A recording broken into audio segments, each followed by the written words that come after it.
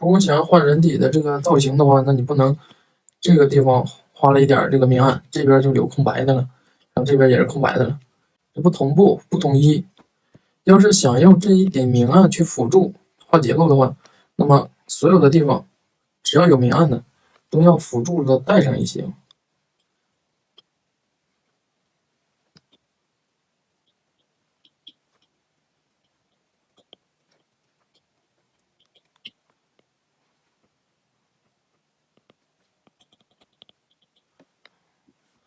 这手法要统一，要不就基本上不带，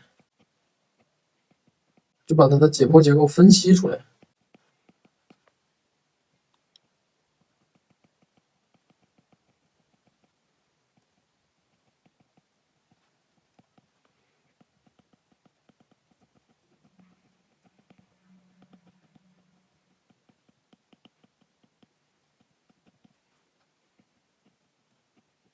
这样的也行。下面这个肩稍微短了一些，肩头的长度，这里有个窝，这里是肩三角肌和胸大肌在锁骨上附着点之间的窝。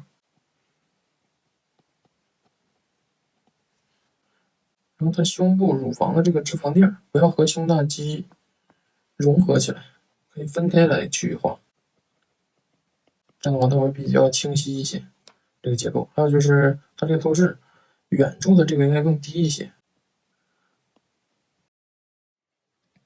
这个结构问题是不大的，主要问题出在形上面。这个搭建结构的逻辑也是可以的。第一个胸腔，我在图片中画一下。胸腔上面的这个圆面比脖子呢稍微的细一点，通过胸骨判断胸腔的朝向，通过这个位置确定胸腔最宽的地方，然后用一个自然流畅的弧线从上面连下来，它的胸腔大概是这样的一个形状。那么你这个呢上面就有点宽了，包括整个这边也是太宽了。我们看到肩峰这两侧的肩峰和整个胸腔之间的宽度比例，一个是胸腔这边画拧了，然后一个是肩峰的位置定的太靠外了，太长了。这个形状问题呢主要出现在这儿。然后这边的肩三角肌问题倒不大，有一点小自然的问题，就是这个前束往下延伸，它是穿到了中束的下边结束的，这点小的这个自然形态的特征可以注意一下。然后第二个呢，也是这一步的问题啊，这两个是一个人，那么他的胸腔就不会出现两种形态，那么你这两个胸腔的形，它就看起来不像一个人的。上面这个特别宽，又宽又圆，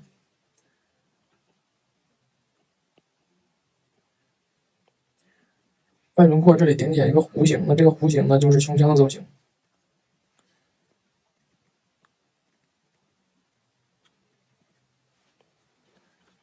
它的胸腔大概应该是这样的一个形状。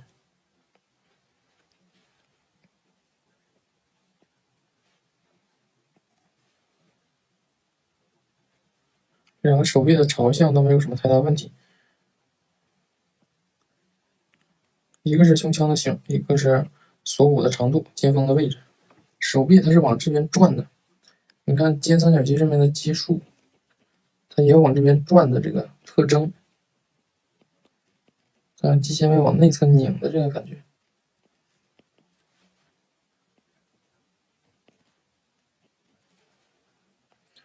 下面的这个还好，这个胸腔的形状比上面两个要舒服一些，但是上端开口这里啊有点大了。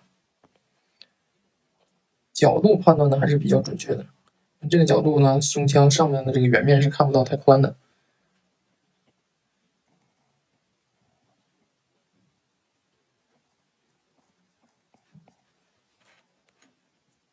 在图片中呢，画出来它这个胸腔的角度呢，大概是这样，它没有这么正，这一侧呢要转过去。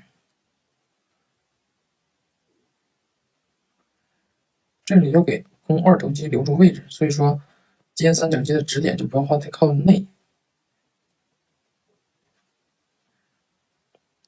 抬起来的这个手臂，我在这个空白的地方画一下。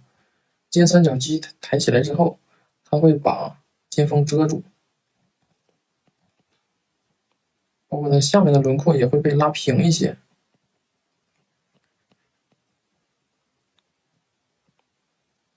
这个是胸大肌，胸大肌和尖三角肌之间的肩窝。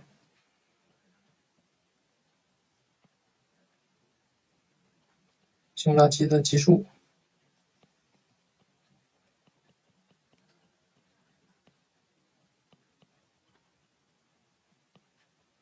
这是抬起来的手臂。把这个手臂的圆柱横截面画出来，这样呢也比较好去交代手臂的朝向。这个胸肌呢没有被拉拽起来的这种感觉，肩头也没有被抬起来的感觉，然后包括手臂，这个因动态而产生的一些形变的特征要注意。这个感觉啊好一些了，这个线条啊至少有一些它能够贴在造型表面上，但是呢还是有一些不够。你看这个地方，你看这个地方它平，但实际上没有这么平，胸腔它是圆的，它是圆起来的。看我画一个，在这个模特身上画一个，这是从后侧面往前转，转到前面，前面有一个微微的凹进去的一个形状，然后再转，再往侧面转，它应该是这样的。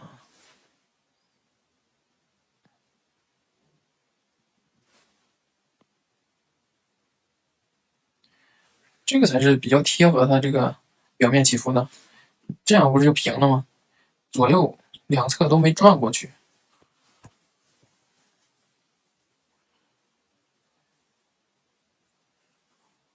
你说这种它不好画的啊，这看得出来你尽力了，找了很多这种层次变化。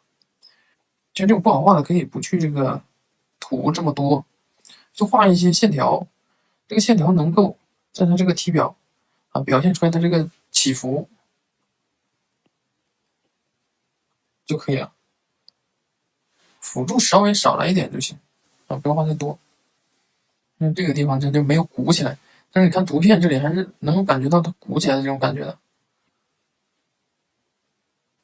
然后看一下骨骼，这个胸腔不太对啊，这边到这儿不行，这边到这儿，那下面这个形状是哪里来的？然后这里到这儿和外边轮廓又太远，看一下图片。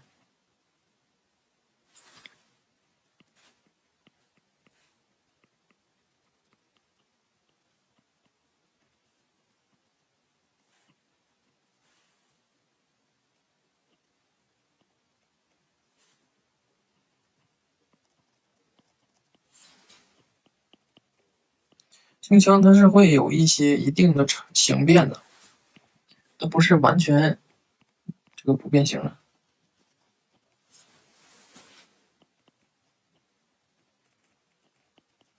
它这个胸腔的形状大概是这样的。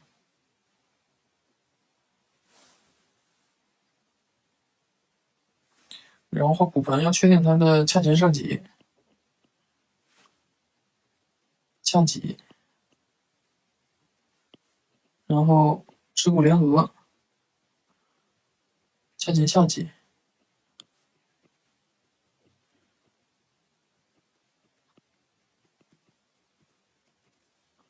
它这个角度要让它对称起来，你这个有点你看偏了嘛。它是一个正面的骨盆，只是有这种左右高低的变化。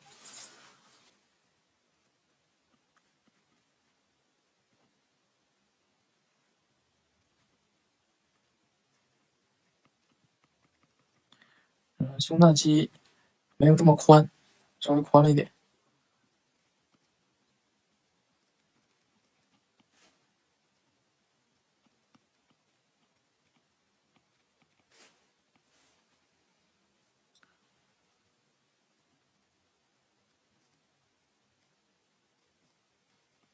这边胸大肌也是稍微宽了一些。